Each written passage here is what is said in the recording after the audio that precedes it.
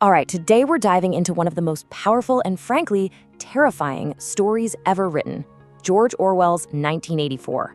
It's a book that's given us words and ideas that are, maybe now more than ever, a huge part of how we talk about the world. Things like surveillance, censorship, and the very nature of truth itself.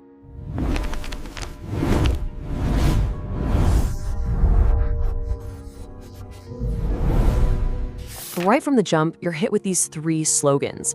They're the official motto of the ruling party, and they're carved into the side of a massive pyramid-like building.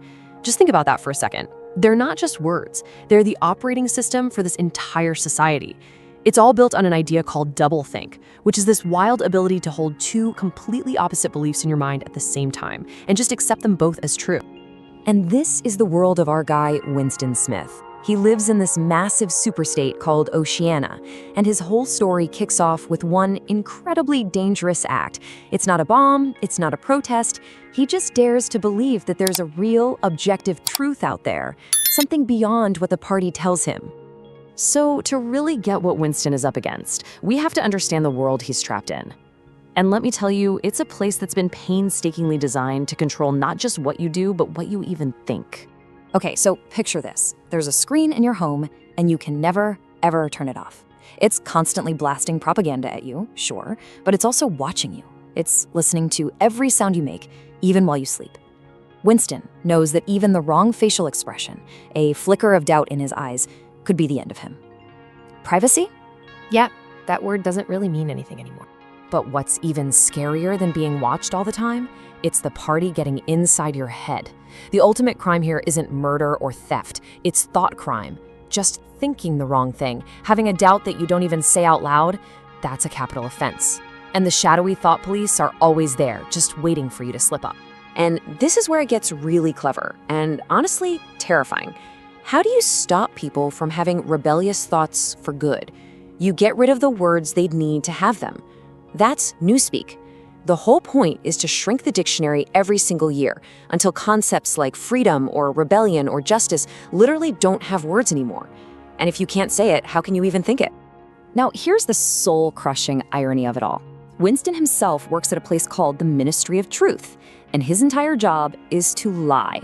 He changes old newspaper articles, he erases people who've fallen out of favor with the party, turning them into unpersons, and he even invents fake heroes out of thin air, all to make sure the past always matches whatever the party needs it to be today. So knowing all this, living this every day, what does Winston do? He does something that seems small but is absolutely fatal. He buys a diary. The second he puts that pen to paper and starts writing down his real thoughts, he knows he's done for. He understands that the crime isn't getting caught, the crime is the thought itself. He's already a dead man walking. So Winston's been completely alone in his defiance, but that is all about to change.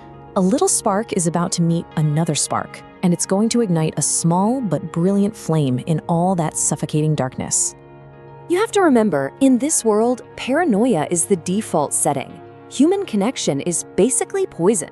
So when Winston sees this young woman with dark hair, he's filled with this messed up mix of fear and desire. And those feelings have been so twisted by the party that they come out as just pure hatred. He's convinced she's a spy, a true believer. And then the absolute last thing he expects to happen happens. She takes a fall near him, he helps her up, and in that moment she slips a tiny folded piece of paper into his hand.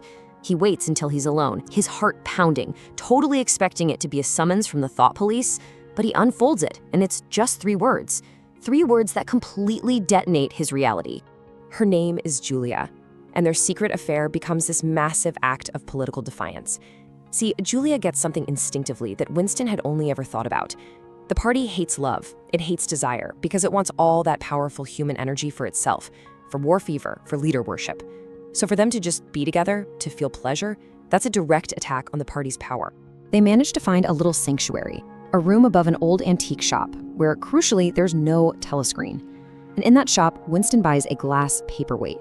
It's this beautiful, totally useless thing with a piece of coral frozen inside. It becomes their symbol, you know? A fragile piece of a real past, a perfect metaphor for the tiny private world they're so desperately trying to build. But for Winston, this secret life isn't enough. Just being happy in secret feels small. He wants to do more. He craves a real, organized resistance. And he thinks he's found his way in through a powerful, intelligent inner party member named O'Brien. So, believing O'Brien is part of this legendary underground resistance called the Brotherhood, Winston and Julia go to meet him, and O'Brien tests them. He gives them this horrifying checklist for what it takes to be a revolutionary, and they say yes. Yes to murder, yes to sabotage, yes to becoming monsters to fight the monsters. The only line they say they won't cross, they won't betray each other. Of course, their hope, their sanctuary, their love. It was all a lie, a meticulously built trap. And now, they're about to learn what true power really is, in the place where the lights are never, ever turned off. They're lying together in their secret room, maybe the only moment they feel safe. And then, a cold, iron voice speaks from a hidden telescreen behind a picture on the wall. The room is swarmed by soldiers. And the kindly old shopkeeper, Mr. Charrington, he walks in, but he looks completely different.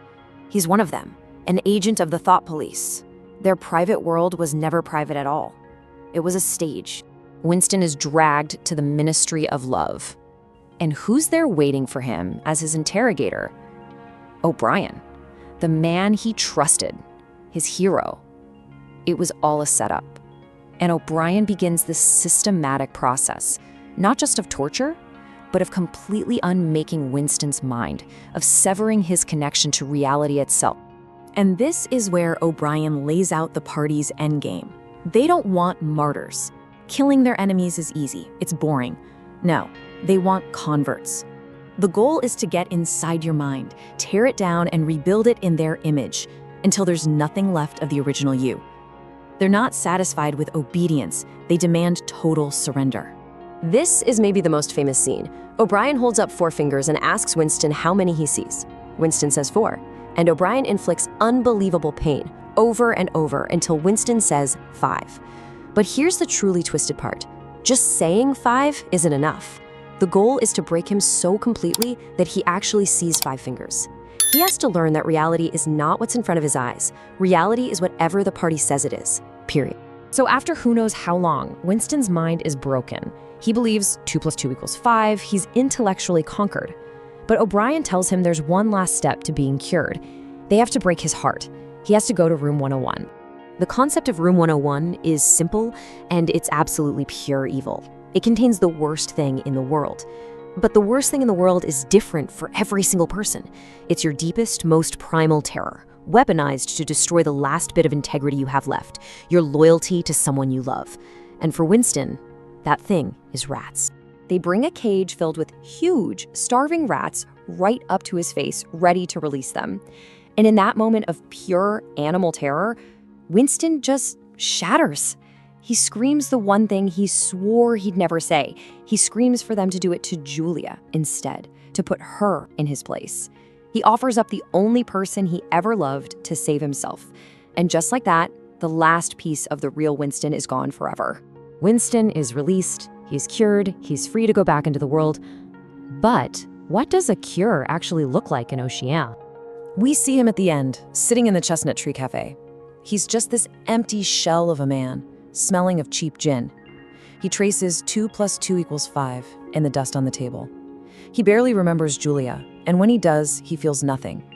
His mind is just full of party slogans and military victories.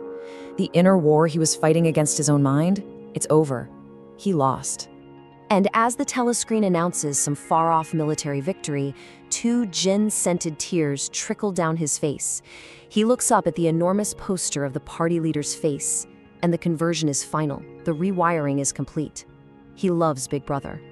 Orwell's book isn't just a political thriller. It's a deep, chilling look at how fragile truth, memory, and even love can be. And it forces us all to ask a really difficult question about ourselves. It leaves you wondering, what's the one thing inside you deep down that you believe is truly unconquerable?